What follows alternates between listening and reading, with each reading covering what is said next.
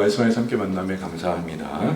오늘 주신 본문을 가지고 첫 이방 선교의 출발, 그 첫 선교지 구부로 라는 제목으로 세 번째 말씀 나누도록 하겠습니다.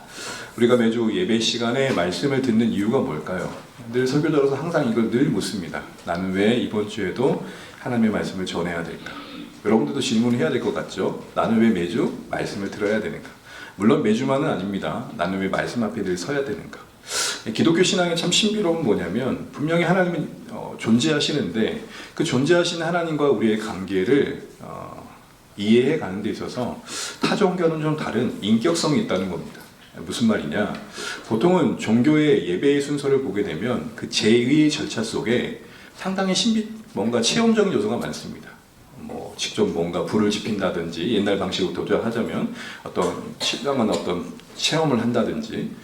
그런데 사실 우리의 예배를 매주 경험해보면 알겠지만 각자 우리 마음속에 개별적인 감동과 찾아오시는 여러 생각들, 마음들이 있으시겠지만 항상 우리는 어떻게 보면 이 말씀이라는 문자 앞에서 서 있는 시간을 갖습니다. 왜 하나님은 말씀으로 지금도 우리에게 찾아오시고 이야기하실까? 다른 생각들 여러 가지 할 수 있겠지만 하나님이 자신을 말씀으로 계시하는 이유는 우리와 대화하기 위한 것. 그 인격적인 사귐을 원하시는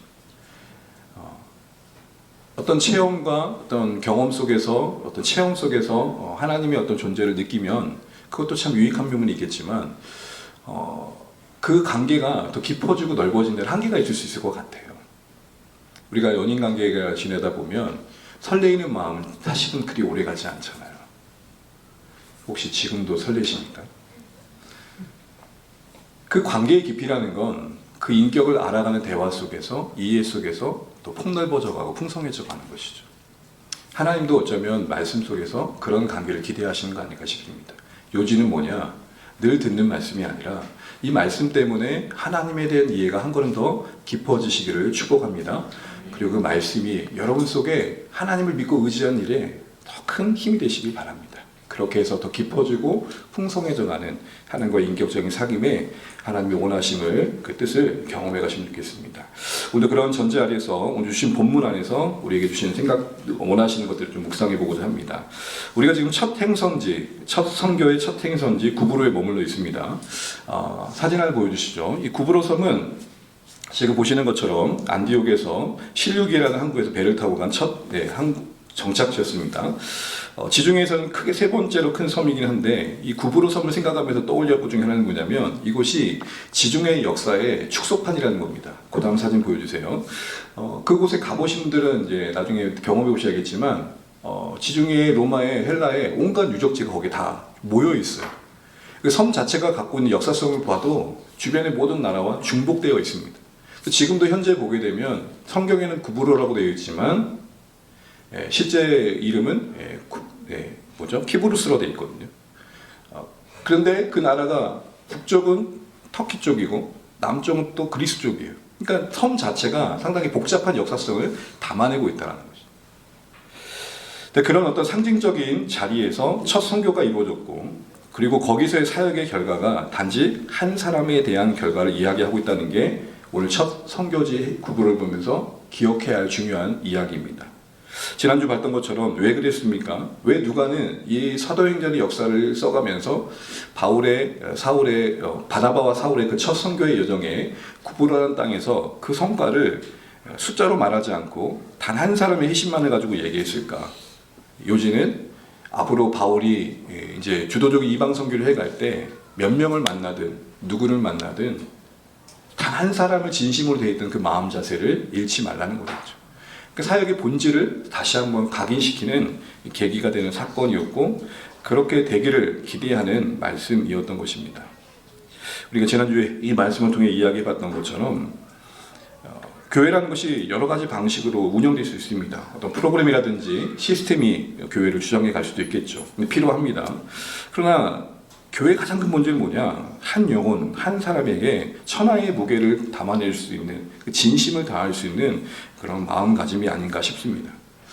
한 영혼 한 영혼을 이런 마음으로 대한다는 건 쉽지 않은 것 같습니다. 사실은 그렇게 한다는 게 더 많은 에너지를 요구하기도 합니다. 느려 보이기도 하고 비효율적으로 보이기도 합니다. 그러나 하나님께서 예수님 통해 하신 말씀처럼 이른 양 한 마리를 찾는 모습을 보여주셨듯 그런 예수님의 찾아오심이 우리 각자를 향한 하나님의 구원의 방식이었듯 오늘 구원받은 우리가 그런 마음으로 문 영혼들을 대하고 성도들을 대하는 것은 하나님께서 기뻐하신 모습이라는 확신이 있습니다. 그러기에 주 안의 교회 또 우리의 인생에 한 사람의 전심을 다하고 진심을 다할 수 있는 그런 마음가짐이 지켜주시면 좋겠습니다. 내가 가까이 한 걸음 더 나아가야 한 사람이 누구인가 늘 이걸 고민할 수 있는 우리의 삶이 되시면 좋겠습니다. 자, 근데 오늘 본문을 이제 이야기하면서 생각해 보고 싶은 것은 이 한 사람 서기오 바울, 총독 서기오 바울이 회심하고 예수님 믿게 된 가정 속에 진행되는 여러 일들을 통해서 우리에게 주신 교훈들을 한번 생각해 보고자 합니다. 첫 번째 보시게 되면 오늘 총독 서기오 바울을 주목해 보십시오. 7절에 보게 되면 이 파포스 섬에 총독으로 있었던 이 서기오 바울은 어떻게 소개되고 있습니까? 지혜로운 사람이다 라고 소개되고 있고 총독이라고 소개되고 있습니다. 여러분, 총독 그러면 지금은 그렇게 와닿지 않지만 당시의 총독은 대단한 권력자입니다. 정치적으로나 행정적으로나 군사적으로나 사실 모든 권한을 가지고 있는 최고의 권력자라고 해도 다름이 아닙니다. 그 구브로성에 총독이 가 있는 것은 황제 대신해서 간 겁니다. 그러니까 엄청난 권한이 주어진 거겠죠. 그 당사자 입장에서 보게 되면 당시의 모든 사회적인 성공이나 경제적인 부요나 어떤 명예나 그런 모든 것들을 이룬 자라고 할 수 있을 것입니다. 한마디로 말하자면 더 이상 바랄 게 없는 사람. 그가 할 수 있는 최고의 성공의 자리까지 다 간 거예요. 부족할 것이 없는 인생이라 할 수 있을 것입니다. 그런데 바나바와 사울을 따로 불러가지고 오늘 본문을 보게 되면 무엇을 듣고자 했다 그러죠? 하나님의 말씀을 듣고자 했다라는. 그리고 이런 그의 모습을 성경은 한마디로 뭐라고 얘기하고 있냐면 지혜로운 사람이었다라고 얘기해요. 지혜라는 그 객관적인 정의는 뭡니까? 어떤 이치를 깨달아가지고 그 이치를 실제적으로 삶에 적용해가는 어떤 실천력을 지혜라 그러죠. 그런 의미의 지식과는 구별되죠. 보편적인 의미는 그런데 성경 안에서 그게 들어오게 되면 지혜는 뭡니까? 하나님을 경외하고 하나님의 도리를 깨달아 그것을 삶의 기준으로 삼고 그 삶에 적용해가는 거겠죠. 그런 지혜의 관점에서 보게 된다면 오늘 이 총독 서기오 바울이 참 지혜 있는 자였다는 거예요. 두 가지 자세가 맥락상 파악되는 의미인데요. 그 지혜의 의미의 첫 번째는 열린 마음을 가졌다는 거예요. 아까 말씀드린 것처럼 최고의 권력자입니다. 그만큼의 지성과 또 준비됨이 있었을 겁니다. 그런데도 여전히 뭐 하려고 그래요? 들으려고 해요. 공부를 우리가 이제 학교 다닐 때, 고등학교 때 친구들하고 하다 보면 이런 얘기를 했습니다. 우리 고등학교 3학년만 끝나면 끝이다. 그렇지 않잖아요. 가면 또 해야 되잖아요. 또 평생 공부잖아요. 어떻게 보면 평생 공부. 이 열린 마음을 가졌다는 것은 이 서기오 바울의 입장에서는 뭔가 자기를 계속해서 갱신해 가려는 의욕이 있었다는 겁니다.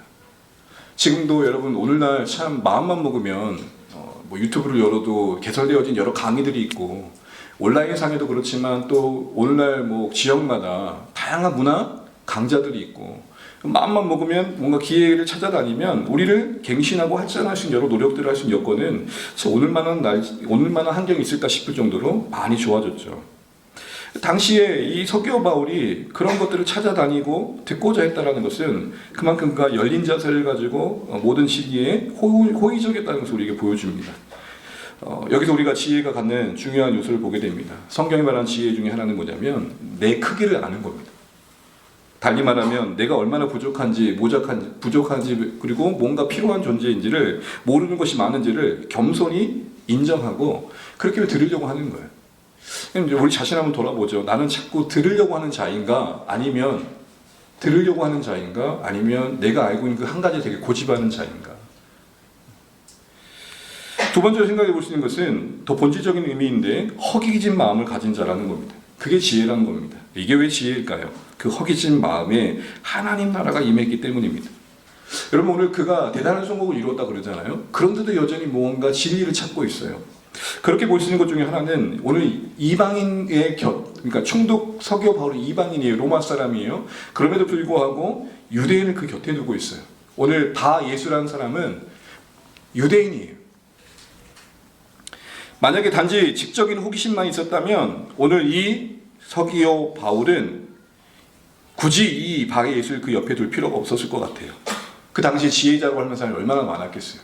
그런데 특별히 유대교를 가지고 유대교를 섬기고 유대인 바 예수를 옆에 뒀던 것은 그만큼 어떤 신적 존재에 대한 갈증이 분명히 있었을 거예요.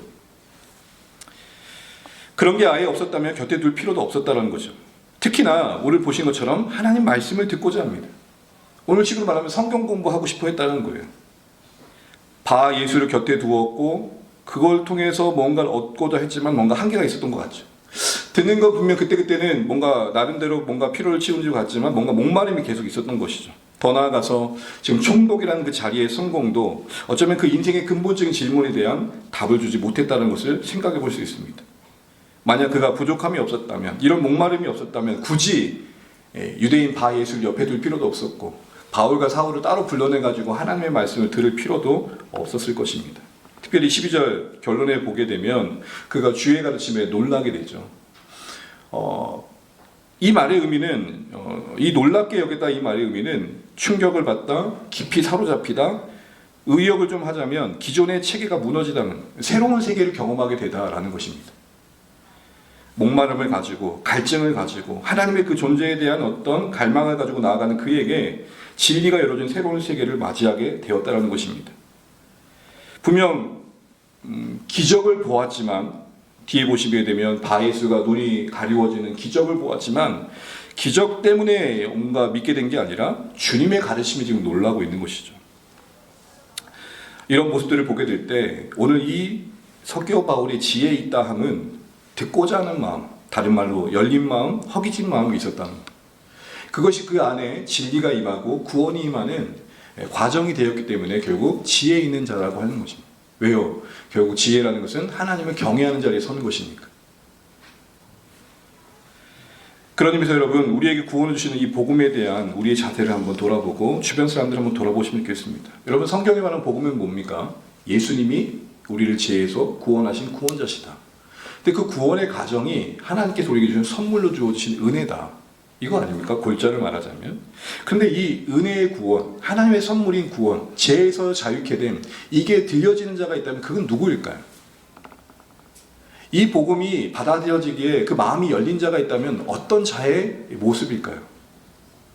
우리 모두가 예수님을 믿어 구원받은 자로서 한번 점검해 보십시오. 나는 이런 마음 가운데 예수님을 믿었는지. 마태복음 5장 3절에 보게 되면 이런 말이 나오죠. 너무 잘 아시는 말씀. 심령이 가난한 자는 복이 있나니 천국이 그들의 것이. 여기서 심령의 가난함은 원어를 의역하면 이렇습니다. 영적 파산입니다. 더 이상 나는 아무것도 갚을 수 없습니다. 다시 말해 내가 어떤 경건한 의를 만들어서 거룩을 이룬다 하지라도 거룩하신 하나님 앞에는 모자란 존재임을 내가 인정합니다. 나를 아무리 감싸고 포장해도 그럴듯하게 보여도 나는 모순된 인생입니다.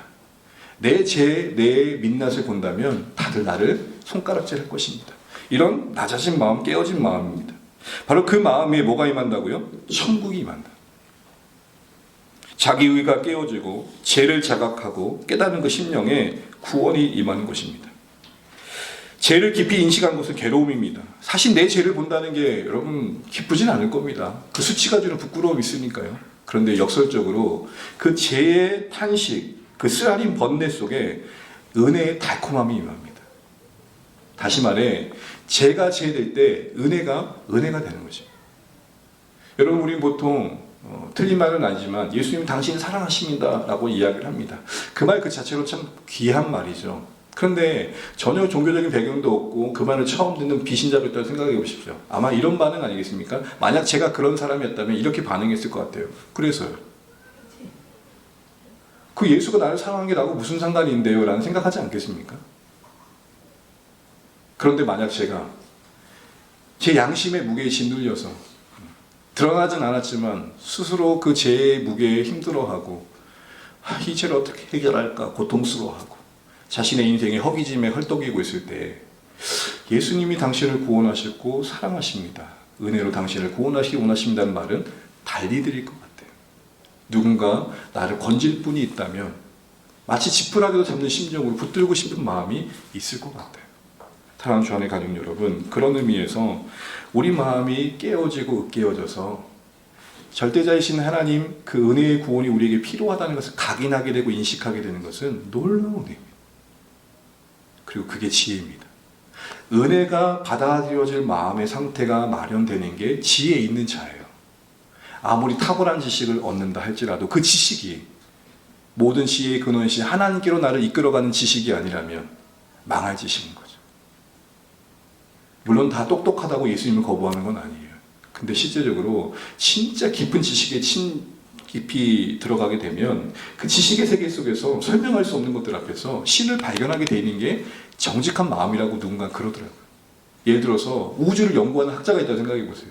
여러분, 우리는 우주를 그냥 지나치듯 하늘을 그냥 지나치듯 보지만 연구하는 분들에게는 그 세계 자체가 연구 대상이고 신비롭잖아요. 지금도 설명되지 않은 우주의 세계가 많잖아요. 그러면서 뭘 깨달아요? 설명되지 않는 것 때문에 신적 존재를 인식하게 되는 거예요. 그 신비로움 때문에. 우리 신체는 작은 우주라 그러더라고요. 의학을 가지고 몸을 살피는 분들의 입장에서는 이 몸의 신비로움을 보게 되면 진짜 대단하다는 거죠.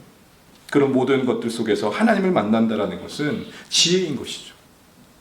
그럼 기본적으로 우리가 하나님의 은혜와 구원을 얻기 위해서 마련되어 지혜 있는 자의 그 마음의 상태는 뭐냐? 열린 마음이요, 허기진 마음이라는 것입니다. 사랑하는 주 안의 가족 여러분, 우리에게 복음이 진실하게 들려지는 자리에 서 있을 수 있기를 바랍니다. 가난한 마음, 으깨진 마음, 깨어진 마음, 그게 복음이 들려지는 마음이고 그게 지혜 있는 자의 모습입니다. 왜요? 그 마음속에 지혜의 근원이신 하나님이 찾아와 임하시기 때문입니다.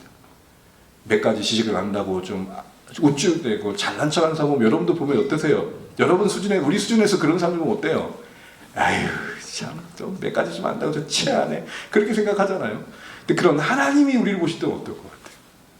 그런 면에서 우리가 어느 자리에 서야 복이 되는지, 어느 자리에 서야 복받는 자인지를 깊이 인식하시고 언제나 열린 자세로, 더 나아가 진리에 대해서는 목마른 심령을 가지고 하나님께 나아가셔서 우리 안에 찾아와 임하시는 하나님을 더 깊이 경험해 가시는, 그 복음의 깊이를 더 깨달아 가시는 우리 주 안의 가족 되시기를 간절히 바랍니다.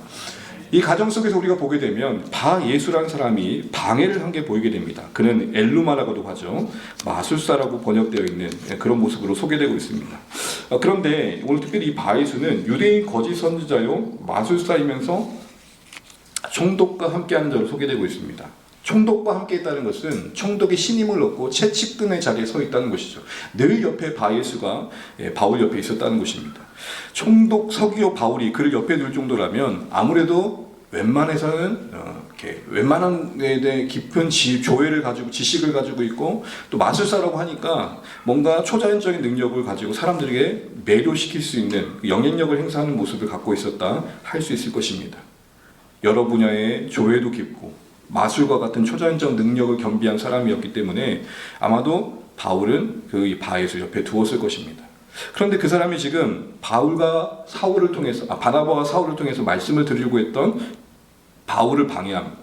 근데 어떻게 방해합니까? 믿지 못하게 어떻게 했대요? 힘썼대요. 힘쓰다는 말은 여러분 성경을 이해할 때 시제도 참 중요한데 현재 시제예요. 현재라는 게 뭐예요? 반복되는 일을 말하고, 그러니까 한두 번 정도 괴롭힌 게 아니라 계속해서 못 듣게 괴롭혔다는 거예요. 여러분, 이유는 나오지 않았지만 상상되는 이유는 있죠. 왜 바예수는 바울을 만나는 것을 방해했을까요? 그러고 보니까 바만 나오네요. 왜 바예수는 바울을 만나는 것을 방해했을까요? 여러분 어떠세요? 바예수 입장이 돼보세요. 자, 바울과 사울은 바예수 입장에서는 경쟁자가 되는 거죠. 만약 총독 서기오 바울이 바울과 바나바와 사울의 이야기를 더 귀 기울여 들으면 자기의 영향력은 더 줄어들겠죠. 그럼 그건 가제의 생계의 문제도 생기는 것입니다. 어쨌든 이 바예수는 어떻게든 서기오 바울이 하나님의 말씀을 듣지 않도록 믿지 못하도록 해방했습니다. 이런 모습이 우리에게 보여주는 게 뭘까요? 한 영혼이 돌아오는 과정에서, 사실은 우리 자신의 신앙의 여정에서 복음이 복음되는 과정 속에서 악한 자의 해방이 있는 영적 전쟁의 현장이 신앙의 여정이라는 것입니다. 여러분, 이 영적 전쟁에 대해서는 신자들로서 좀 바르게 가질 필요가 있습니다. 왜냐하면 이 영적 전쟁에 대한 왜곡된 식견이 신앙의 방향을 그릇되게 할 때가 있기 때문입니다. 오늘 이 시간 이걸 다 다룰 수는 없지만 적어도 영적 전쟁을 한다는 것은 두 가지 이야기를 하는 것입니다. 그래서 우리의 최선만의 문제는 될 수 없다는 겁니다. 그러니까 여러분, 우리가 어떤 한 영혼을 두고 섬길 때 정말 열심히 섬기고 사랑하고 또 좋은 관계 속에서 와서, 예를 들어서 오늘 초대하는 자리에 오기로까지 했어요. 오기로 하기도 했어요. 근데 당일에 어떤 일이 생겨요? 생각지 못했던 일이 생기는 거예요. 이걸 그냥 우연으로 보기에는 참 타이밍이 기가 막힐 때가 있잖아요. 영적인 존재를 인식하는, 내 최선은 안 된다는 걸 인식하는 거예요. 그렇다고 그 영적 존재와의 싸움인가? 사탄아 이리 와라 이런 싸움인가? 또 그것도 아니라는 거예요. 그 싸움은 귀신을 얼마만큼 쫓아내느냐의 싸움이 아니에요. 우리는 고스트바스터가 아니에요. 그럼 영적 전쟁의 본질은 뭐냐? 내 최선도 아니고 악한 자와의 직접적인 싸움도 아닌 얼마나 하나님의 진리의 말씀이 내 안에 진리되는 것이며 내가 얼마나 그 하나님을 의지하느냐의 싸움입니다. 더 쉽게 말하자면 내가 얼마나 악한 자를 쫓아내느냐의 문제가 아니라 내가 얼마나 하나님 앞에서 항복하고 있냐의 문제입니다. 그러니까 보통 여러분이 영적 전쟁을 얘기하게 되면은 보이지 않는 그 영적 존재이다 보니까 더 그럴 수도 있겠지만 그 악한 자를 쫓아내는 데 더 관심이 많아요. 질문을 할게요. 여러분 우리가 악한 자를 쫓아내면 영적 승리입니까? 예를 들어서 제가 여러분 여기 가운데 누가 귀신 들린 사람이 있어요. 어이 예배 드리는데 귀신 나가라! 나사렛 예수 이름으로 나가라! 하고 나갔어요. 쫓아낸 거죠. 그럼 영적 전쟁의 승리인가요? 그 순간 제가 어떻게 보셨죠 여러분? 제가 이 정도입니다. 그럼 뭐 한 거예요? 교만한 거예요. 그 영적 전쟁에 진 거라고요. 영적 전쟁의 승리는 뭐라고요? 얼마나 악한 자를 쫓아내는 문제가 아니라 얼마나 내가 진리에 설복당하고 항복당하며 하나님의 하나님 되심 앞에 무릎 꿇을 줄 아느냐가 생각해요. 그 인격성을 상실하게 되면 항상 이 영적 전쟁은 보이지 않는 적과의 싸움이에요.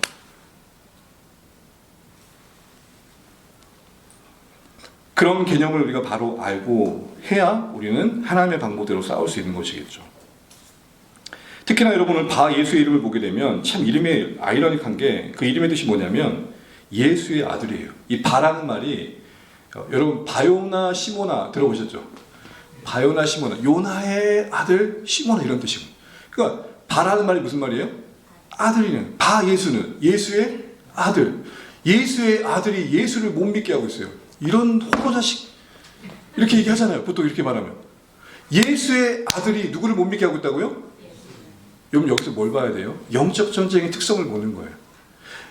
예수의 아들이니까 얼마나 신뢰가 가요. 야, 이거 참 예를 들어서 제 이름이 염요셉 그러면 신앙의 가문에서 있다면요 요셉이라 그러니까. 근데 하는 짓거리는 요셉이 아니야. 이렇게 생각해 보자는 것이죠. 바 예수가 우리에게 보여주는 게 뭘까요? 예수의 아들이라는 이름을 갖고 있으면서 진작 하고 있는 예수를 못 믿게 하는 거예요. 구원을 막고 있어요. 그래서 여러분 10절에 보시게 되면 바울이 영적인 제대로 된 분별력을 하면서 그를 이렇게 정의해요. 너는 마귀의 아들의 일을 하고 있다. 마귀의 자식이다. 번역은 자식으로 되어 있지만 원문은 같아요. 그러니까 의도적으로 누가는 바 예수는 자기를 예수의 아들로 얘기하고 있지만 실상은 뭐다? 마귀의 아들이다. 대응 구조가 눈이 들어오시죠? 여기서 우리는 사탄의 중요한 전략을 보게 됩니다. 그게 뭐죠? 광명의 천사의 전략.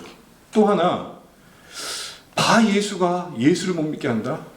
참 안타깝지만 교회가 교회를 막고 있는 모습을 보게 돼요.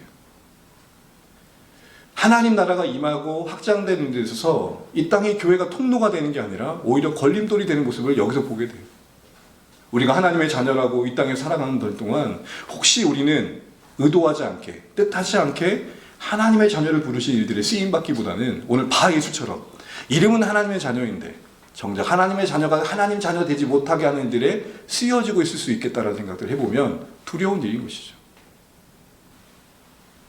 특별히 마귀가 강명의 천사로 자신을 가장해서 속이는 이 전략은 오늘날 우리가 참 잘 분별해야 됩니다. 다시 말해 오늘의 바 예수, 달리 말하면 악한 자가 강명의 천사로 위장하는 이 전략을 잘 분별해야 돼요. 이 강명의 천사라는 것은 고린도후서 11장에 나오는 표현인데요. 보통 우리가 악한 자의 핍박 그러면 신앙생활을 하는 동안 어려움을 겪고 박해면서 힘든 일을 겪는 그곳에서 신앙생활하는 분들 생각하게 돼 있어요. 그러나 사실 우리가 그렇게 박해까지 받지 않잖아요. 그럼 오늘날 이 편안한 시대에 이 악한 자의 공격은 뭘까?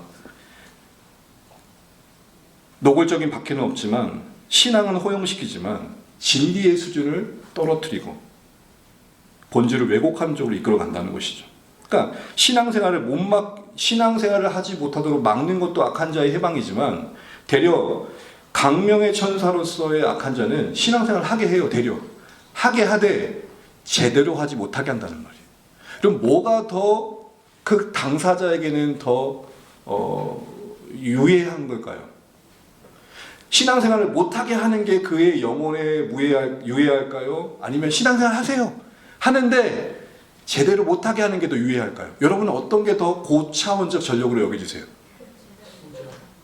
하라니까 예배 드려. 그렇게 하는 가운데 조금씩 비틀어서 잘못된 길로 가는 게 더 고차원적이세요? 아니면 못하게 애초에 핍박하는 게 고차원적인 것 같아요? 저는 후자인 것 같아요. 왜냐하면 오히려 고통과 고난은 우리를 깨워요. 차라리 그 박해는, 믿음의 박해는 우리 안에 있는 안일함을 깨울 때가 더 많아요.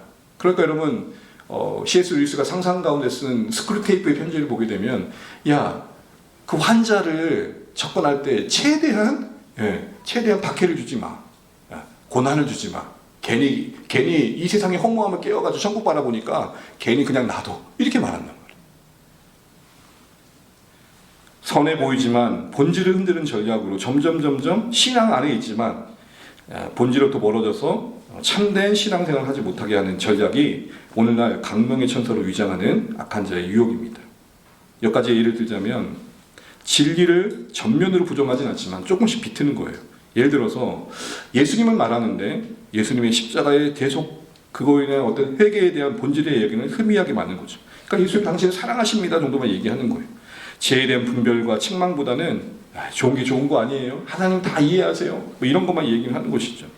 틀린 말이 아니라 빠진 진리로 사람들을 안심시키고 거기가 진짜 신앙이라고 착각하게 만드는 것이죠.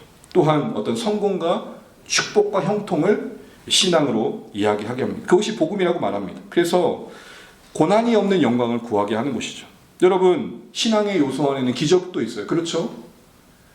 안 되는 일이 일어나고 정말 바랬던 일들이 성취되어지는 일들이 놀라운 기적들이 있어요. 그런데 그것만이 신앙이라고 보도록 자꾸 촉구하는 거예요. 그러나 신앙이 이면 또 다른 게 뭐가 있죠? 설명되지 않는 신비가 있잖아요. 고난이 있잖아요. 사실은 그 고난 속에서 하나님께서 우리 인생에 하시는 일들이 더 많을 때가 많죠.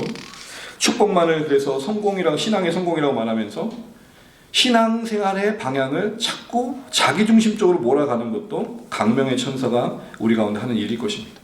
또한 말씀 앞에 진지하게 고민하고 상고하고 그 말씀의 인격성 앞에 자신을 비추는 일보다는 한번 뭔가 번개 맞듯이 꽝 하고 뭔가 체험되어 가지고 나는 별수고하지 않고도 하나님을 경험하길 바라는 체험에 극도로 치중되어 있는 체험 중심의 신앙도 저는 강명의 천사가 한다합니다. 한때 어떤 집회에 가면은 치아가 금리빨로 바뀌는 현장이 있었습니다. 그래서 그런 일이 일어나기도 하더라고요. 하게 되는. 근데 그랬어요. 근데 왜 나는 그런 일이 안 일어나는지 잘 모르겠는데 그런 일이 있는다고 하면 여러분 하나님을 구하는 걸까요? 금을 구하는 걸까요? 아니, 진실하게 한번 말해보세요, 여러분. 어떤 의미에서 강명의 천사인 줄 아시겠죠? 십자가가 없고 진실한 회개가 없고 고난이 없고 모든 게 만사형통해야만, 그리고 모든 게 잘 돼야만, 하나님이 널 그냥 사랑하셔. 그 안에 그냥 안심하게끔 만들어서 자신의 죄를 깊이 인식하지 못하게 하고 거룩한 근심을 상실하게 하는 이런 광명의 천사와 같은 일들을 우리 잘 분별해야 돼요. 여기까지 오시는 동안 누가 교회 가지 못하게 하시면 계세요? 만약 있다면 여러분 자신일 겁니다. 가고 싶지 않다. 오늘날 신앙의 공격은 뭐예요? 그런 차원이 아니잖아요. 교회 가는데 교회 갔다만 와. 말씀 배우자 그러면 아유 뭐 그런 거 요즘 괜찮습니다 하고 물러나. 그냥 하나님이 너 예배만 드리면서 사랑하셔. 자꾸 그런 식으로 우리를 몰아가는 거예요. 여러분 잘 분별하셔야 됩니다. 이 마지막 때가 될수록 우리가 이런 분별을 가지셔야 됩니다. 오늘날의 바예수를 잘 분별하셔서 본질을 잃지 않는 우리 조한의 교회 되시기를 간절히 축복합니다. 세 번째 보시게 되면 성령이 바울을 충만케 하십니다. 이런 방해하는 모습도 있었지만 그런 가운데 도우시는 하나님의 능력이 바울을 통해 나타납니다. 그래서 우리가 사역을 할 수 있는 거겠고 섬길 수 있는 거겠죠. 9절 보시게 되면 성령이 충만한 바울이 나오는데 오늘 잘 보십시오. 이게 맥락상 바울이 성령으로 충만했다는 게 우리에게 주는 세 가지 교훈을 생각해 보려고 합니다. 첫 번째는 성령이 바울을 붙들었습니다. 그러니까 보세요. 주어가 성령이에요.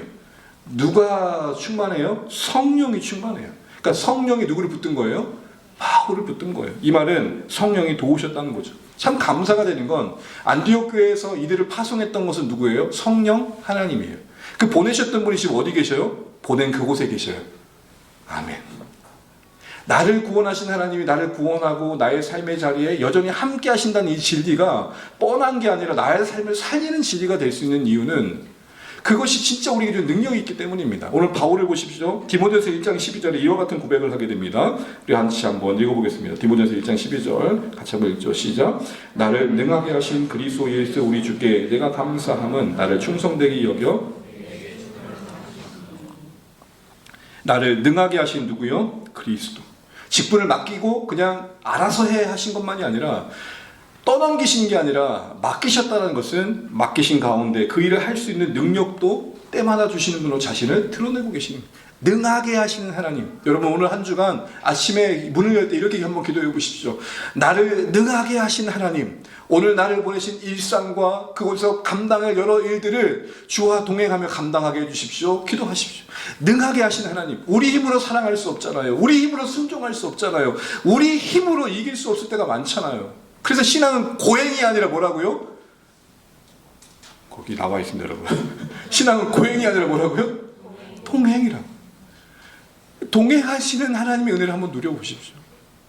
제가 여러분 칼담에 하루 시작 한번 해봤잖아요. 여러분 매일 하나만 말씀 안 드릴게요. 진짜 이번 주만 존 칼빈이라는 옛 신앙 어른 선배의 기도이긴 하지만 그 언어를 빌려서 이번 주만 한번 하루 읽어보고 시작해보세요. 어떤 마음이 드는가? 고행이 아니라 동행이 신앙임을 잊지 마셔야 됩니다. 복음이 온 땅에 편만해지고 우리 신앙의 여정이 마칠 때까지 성령님 우리를 함께 하시겠다 약속하셨기에 그걸 우리는 신뢰하며 살아가는 게 필요합니다. 만약에 이런 동행의 의식이 없으면 우리의 삶은 많은 부담감 속에 짓눌릴 것입니다. 그리고 우리가 뭔가 하나의 뜻대로 살고자 하는 것도 우리를 더 힘겹게 할 것입니다. 소진시키는 거죠. 여러분 최근에 디딤돌 목장에서 다녀오시긴 하셨는데 그 신의 악단, 아니요. 하나님 믿으라 동무 열렬히 찬양하라고 속도감 있게 전투적으로 그래서 여러분 이제 악단을 만들어서 거기서 이루어진 히스토리잖아요. 근데 그 가운데 한 보이부 간부가 조금씩 변화를 경험하는데 그 다음 보여주세요. 이런 장면이 나와요. 이런 광활한 설경에 혼자 걸으며 찬양을 불러요. 그 찬양의 내용은 뭐냐면 광야를 지나며 광야를 지나며 가사를 보다 보면 참 은혜가 돼요. 근데 이 찬양의 가사에 끝자락에 이런 나옵니다. 주님 손 놓고는 단 하루도 살 수 없는 광야. 다들 사람들은 광야라고 인생을 얘기해요. 그러면서 주님 손 놓고 살 수 없다는 것은 잊어버리고 살아요. 광야니까 주님 손 놓고 살 수 없는 거예요. 특별히 이 가사를 이 조곡을 만든 한 번만 더 넣어주세요. 장직숙이라는 작곡가인데 His Will이라는 CCM 그룹의 작사 작곡가고 음악 활동을 하고 있고요. 선한 목자 교회의 아이들 지휘도 하고 있습니다. 이분이 이 찬양을 지금 5년 전에 새롭게 하소서에 나와서 간증했던 내용을 보게 되면 이 광야를 지나면 그의 인생의 이야기. 아버지가 암으로 투병하다가 대학교도 죽고 경제적으로는 남겨진 어머니 오빠도 잘 살필 수 없고 그런 가운데 혼자 공부해 가는 가운데 경제적인 피로도 이런 모든 과정 속에서 자기가 하나님을 깊이 경험했던 시간들을 경험하면서 이 찬양이 나오는 거예요. 그러니까 광야를 지나면은 이 작곡가 장진숙 분의 인생 이야기인 거죠. 그러면서 그런 얘기를 해요. 주님이 내게 채워주신 방식대로 주님이 나를 도우셨던 방식대로 살아가게끔 환경 속에서 나를 빚어가셨다. 주하는 가족 여러분, 우리만의 광야가 있을 겁니다. 선교하고 전도하는 여정만이 아니라 우리 신앙 그 자체가 광야의 여정을 걷고 있고 그렇기 때문에 이 여정을 고행으로 여기지 않고 동행의 기쁨으로 승화시킬 수 있도록 우리를 홀로 두지 않은 성령님 하나님을 많이 묵상하시기를 간절히 축복합니다. 고아와 같이 우리를 홀로 두지 아니하심이 어떤 의미인지를 아십시오. 아침 시작을 하실 때 능하게 하신 하나님, 오늘도 나를 하나님의 은혜 안에 붙드셔서 감당케 하는 하루가 되게 해주십시오. 이렇게 기도하며 하루를 열며 여러분의 삶이 주님과 동행하는 그 풍성함을 맛보시면 좋겠습니다. 두 번째로 성령의 충만한 의미는 뭐였냐면 유연함입니다. 복음을 위해 자신을 바꿀 수 있는 유연함. 그게 볼 수 있는 이유는 뭐냐면 성령에 충만했다는 바울이 이때부터 이름을 바울로 말합니다. 여러분 제가 뭐 사울 바울 하지만 이제부터는 헷갈리지 않을 거예요. 왜냐하면 이때부터는 사울의 이름이 안 나와요. 여러분 보통 사울이 바울 됐다는 얘기 많이 들어보시죠. 사울은 큰 자라는 의미요, 바울은 작은 자라는 의미이기 때문에 그 자체로 내용적으로 틀리지 않아요. 그런데 여러분 사울은 어디 출신이죠? 다소라는 지역의 출신이에요. 정통 예루살렘 유대인 출신이 아니고 유대인인데 해외에서 태어난 유대인이에요. 그러니까 그쪽에 태어나기 때문에 그쪽 언어의 이름을 또 하나 갖게 돼 있어요. 그래서 태어날 때부터 두 가지 이름이 있었던 거예요. 하나는 사울, 하나는 여러분들 영어권에 태어나는 애들 보면 되게 영어식으로 이름을 짓잖아요. 제가 영어를 보면 이오미가 오임 갑자기 헷갈리는데 제가 처음에 예전에 학원 다녔는데 영어학원에 영어 선생님이 원영민이 제 이름을 써보라 해서 써봤더니 YOEM을 썼던 것 같아요. 얌? 아니요 염인데요. 얌! 얌얌! 발음을 그렇게 하더라고요. 그래서 남의 성을 바꿔 막 각자 영어 이름 쓸 거 아니에요. 그쵸? 그러니까 유대인이지만 유대인식의 이름은 사울을 갖고 있었고 그 지역의 로마 사람들이 살고 있는 헬라권에 맞게 바울이라는 두 개를 갖고 있었던 거예요. 이제부터는 지금 로마 총독을 마주하고 있고 앞으로도 이제 지중해 지역의 로마 때 나라에 전도를 할 참에 이제는 이름을 바울로 쓰게 돼 있는 거예요.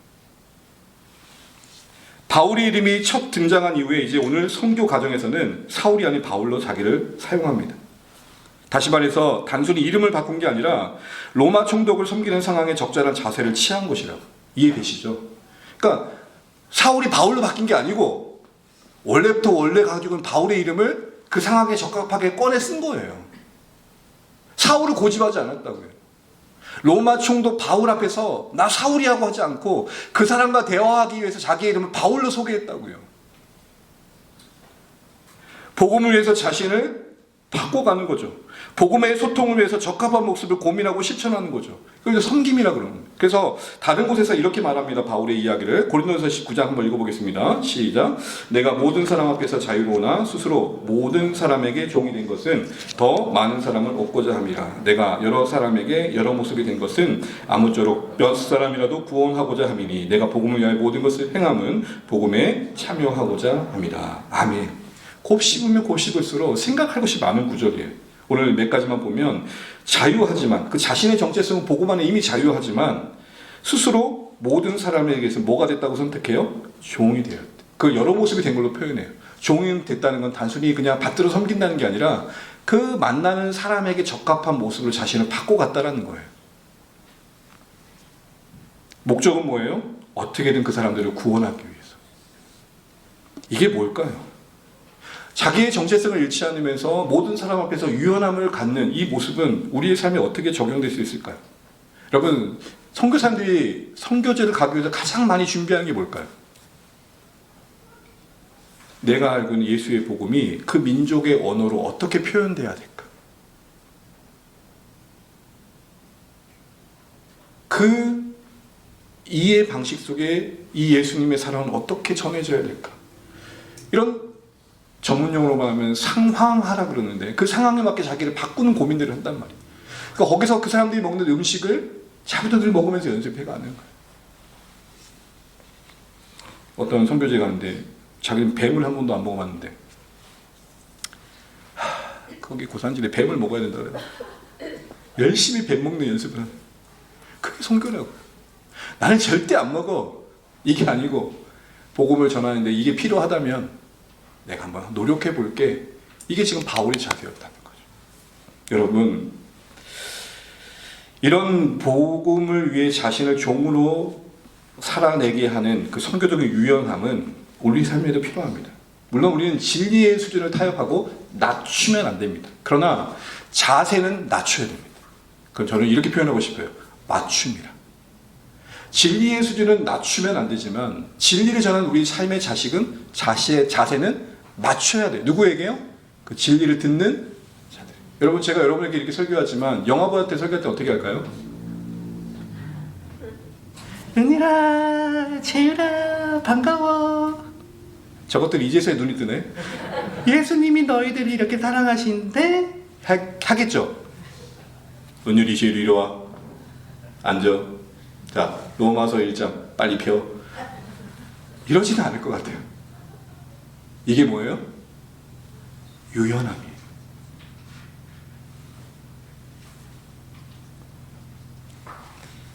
VIP가 아직 전혀 예수님을 한두 번도 안 들어본 분들에게 우리의 신앙의 언어가 들릴까요? 뭐 방언이라는 표현이라든지 40일 기도라든지 금식이라는 표현이 이해가 될까요? 내게는 익숙해서 자연스러운 언어가 상대방에게는 아직 안 들릴 수 있잖아요. 설명해 줘야 되고 들려질 때 기다려야겠죠. 여러분, 우리가 주중에 사도행전을 봤지만 성령의 오순절이 임했을 때 성령 충만의 현장에 나타나는 병영된 현상은 뭐였죠? 그곳에 있는 사람들에게 그 각자의 언어로 복음이 들려지는 거였죠. 성령 충만은 뭐예요? 감정 충만이 아닙니다. 성령 충만은 뭐예요? 나 혼자 카타르시스에 빠져가지고 올리 이게 하는 게 아니에요. 내 성령 충만하면 옆에 사람에게 생명이 되고 소망이 되고 격려가 돼야 돼요. 그게 된다는 건 소통이 되는 걸 말하는 거잖아요. 나만 좋은 건 성령 충만은 아니라고요. 나 때문에 옆에 사람이 살고 있어야 되고, 그런 의미에서 성령 충만은 뭐냐? 플로우, 흘러가는 거예요. 흘러가야 돼요. 그러려면 저는 고민하다가 이게 필요한 생각이 있었어요. 질문을 바꾸셔야 돼요. 성교적 유연함, 복음을 위한 유연함을 위해서 질문을 바꿔야 되는데, 그 질문을 바꿔야 되는 게 뭐냐? 나를 사람들이 어떻게 볼까가 아니라 저 사람은 지금 어떤 마음일까? 그는 뭐가 필요하지? 타인의 필요를 우선시하는 게 필요하다는 겁니다. 여러분, 나를 어떻게 볼까라는 생각을 하는 것 자체가 잘못은 아닐 겁니다. 그걸 우리가 고려해야겠지만 그게 주가 되면 안 된다는 거예요. 내가 혹시 사람들에게 부담을 주는 건 아닐까? 난 이상하게 생각하면 어떡하지? 여러분, 이런 생각은 섬김의 방향을 우리를 못 이끌어가요. 섬김 뭐예요? 내 있는 모습, 이 모습 안에서 하나님이 하시고자 하는 일이 무엇이지? 그러면 난 저 사람에게 어떻게 흘러가야 될까? 여러분, 한번 진지하게 고민해 보세요. 저 사람이 나를 어떻게 생각하냐면 선별적일 수밖에 없어요. 나와 좋은 관계만 나는 무언가를 흘려보낼 거예요. 유연함을 갖는다는 것, 복음을 위해 나를 종되게 한다는 것, 여러 사람에게 여러 모양의 나를 맞춰서 그 진리가 들어가는 통로가 되게 한다는 것은 저 사람이 나를 어떻게 보냐가 중요한 게 아니라 하나님이 저 사람을 어떻게 보시지? 하나님 저 사람에게 나에게 보여주신 필요는 무엇이지? 고민하는 것입니다. 나를 어떻게 보느냐고 고민하면요, 멈추게 됩니다. 흘러가지 못합니다. 저 사람에게 위로가 되는 말이 무엇일까? 저 사람에게 필요가 되는 게 지금 무엇일까? 뭘 가장 염려하고 두려워할까? 내가 지금 이 말을 지금 해야 되는 때가 안 될까? 모든 기준이 어디 있느냐? 상대에게 있는 것. 그게 바로 복음에 의해 종되는 삶의 모습이라는 것입니다. 사랑하는 조한의 여러분, 이렇게 다른 사람이 더 헤아려질 때 어떤 현상이 뒤따르게 되느냐? 상대의 마음을 더 궁금해하기 시작하게 되면 말의 속도가 느려집니다. 말수가 줄어듭니다. 가르치기보다는 그의 필요에 더 접근한 상황 속에서 필요한 말들을 하게 됩니다. 정답보다는 그의 반응 속에 적합한 격려를 하게 되고, 설명보다는 경청을 하게 됩니다. 그 과정 속에서 복음과 진리는 그 상대 안에 어느새 머물 공간을 만들게 됩니다. 사실은 그의 말을 멀리하는 게 아니라 그의 인격을 미루는 거 아닙니까? 관계 속에서 하나님의 복음의 종으로 쓰임받는 삶을 살기 위해 질문을 바꾸셔야 됩니다. 사람이 나를 어떻게 보지? 이건 우리의 본능적인 질문이에요. 이걸 이겨서 어떻게 하면 저 사람을 더 복되게 할까? 어떻게 하면 저 사람을 향한 하나님의 마음이 나를 통해 흘러가게 할까? 하나님, 저 사람의 필요가 무엇입니까? 이게 더 커 보여야 내 못난 모습이 내 못난 별 신경 쓰여지지 않는다고요. 이것조차도 쓰시는 하나님을 보게 되는 거예요. 이런 거예요. 아유, 저 부자, 가진 게 많은 사람한테 내가 뭘 줘? 뭘 보고 있는 거예요? 저 사람이 나를 어떻게 보고 있냐를 보는 거예요. 상관없이 하나님이 저 사람을 나에게 축복하는 마음을 주셨는데 물어보는 거죠. 성도님, 제 마음속에 기도의 마음을 주셨는데 뭘 구하면 좋을까요? 그런데 저 사람이 나보다 더 사회적 조건이 좋고 뭘 많이 가졌어. 그것만 보이면 어떻게 돼요? 그 사람이 나를 어떻게 보이는 것만 보면 어떻게 돼요? 아이고 이 나이에, 아이고 이런 형편에, 이런 조건에 자꾸 나를 붙들어 매는 거예요. 종이 안 돼요, 종이. 사랑하는 주 안에 가는 여러분, 하나님의 마음으로 상대의 마음을 더 궁금해하고 하나님이 저 사람을 향해 흘려보내길 원하시는 게 무엇일까를 생각하면서 복음을 위해 스스로 종되었던 바울처럼 그런 유연함을 가지고 하나님의 축복의 통로 쓰임받는 우리 자신 되시길 바랍니다. 진리는 낮추지 마시고 자세를 낮추시길 바랍니다. 마지막으로 바 예수를 축복합니다. 주목했다는 것은 뚜려지게 쳐다봤다는 측면보다는 영적 실체를 봤다는 겁니다. 바 예수가 했던 말들을 들어보니까 이것은 단순히 의견 차이가 아니라 영적 방해 요소였던 거죠. 그래서 10절과 같이 폭로합니다. 그 폭로의 내용을 보게 되면 이 바 예수는 온갖 거짓과 악행과 불의로 가득한 자였습니다. 그런데 여러분 주목할 표현은 뭐냐면, 그래서 바울이 주의 성령의 능력을 의지해가지고 그를 눈멀게 하였을 때 12절에 일들이 일어나게 됩니다. 12절은 어떤 일이 일어나죠? 그때서야 총독이 눈을 뜹니다. 자 보세요. 바 예수가 눈이 감기니까, 가짜가 눈이 감기니까 총독이 눈을 뜨는 계기가 돼요. 이게 우리에게 보여준 게 뭘까요? 본다고 자부했던 바 예수, 난 모르는 게 없어, 난 능력자야, 난 이 세상이 최고야 라고 했던 그 사람은 결국 못 보는 자였고, 정말 보고 싶었던 그 영적 갈망을 갖고 있던 사람은 눈 뜨는 자가 되었던 겁니다. 본다고 자부한 사람은 더 어두워지게 되고, 모르는 것을 인정하고 겸허하게 배우는 사람은 더 밝아지게 되는 겁니다. 그리고 가짜에 눈 감게 될 때 진짜에 눈 뜨게 되는 것입니다. 그러기에 복음의 진리는 언제나 선명하게 전해져야 되는 거죠. 그래야 어두움이 빛 가운데 있는 것처럼 착각하지 않게 되는 겁니다. 자기는 진짜 어둠 가운데 있는데 빛 가운데 있는 것처럼 스스로를 기반하지 않게 되는 겁니다. 그래서 흐릿한 복음은 안심시킬 수는 있지만 구원에 이르지 못하게 하고, 선명한 복음은 불편하지만 눈을 뜨게 하는 것입니다. 이게 우리에게 적용된다면 듣고 싶은 말씀과 들려야 될 말씀 중에 우리는 더 들어야 될 말씀으로 나를 노출시켜야 돼요. 말씀 앞에서의 불편함을 피하지 않는 태도가 영적 성숙의 시작이라는 것을 잊지 마십시오. 여러분, 보통 몸에 좋은 약은 뭐라 그러죠? 왜 쓸까요? 그럼 쓰면 다 몸에 좋습니까? 분별을 하셔야겠죠. 분명 복음이, 진리가 내 안에 진리의 수준으로 들어올 때 불편함을 느껴야 달콤함을 맛보셨다는 것을 아셔야 됩니다. 마지막으로 바 예수가 맹인이 되어서 얼마 동안 해를 못 보게 됩니다. 참 이 말씀이 참 은혜가 됐습니다. 여러분, 눈을 멀게 하는데 얼마 동안만 눈을 못 보게, 왜 그러셨을까요? 여러분, 지금 바 예수가 하는 행태를 보면 눈을 평생 가려워도 시원찮은 판이에요.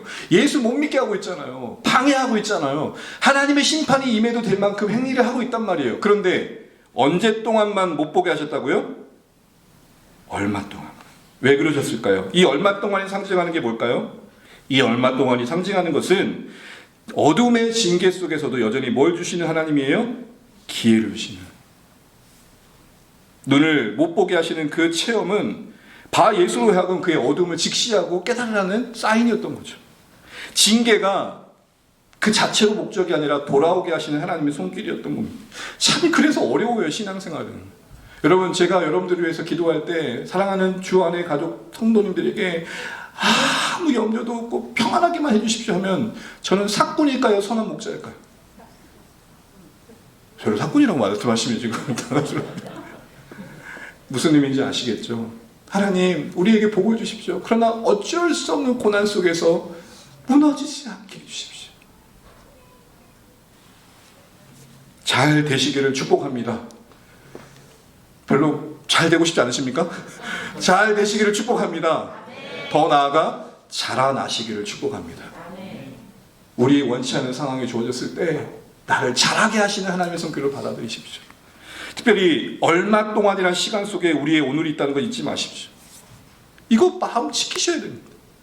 끝없이 누군가 나를 기다려줬고 용납해줬고 기회를 줬기 때문에 오늘의 내가 있다는 생각을 하는 사람과 나는 원래부터 잘했거든요 하는 사람은 상대를 대하는 태도가 같을까요? 다를까요?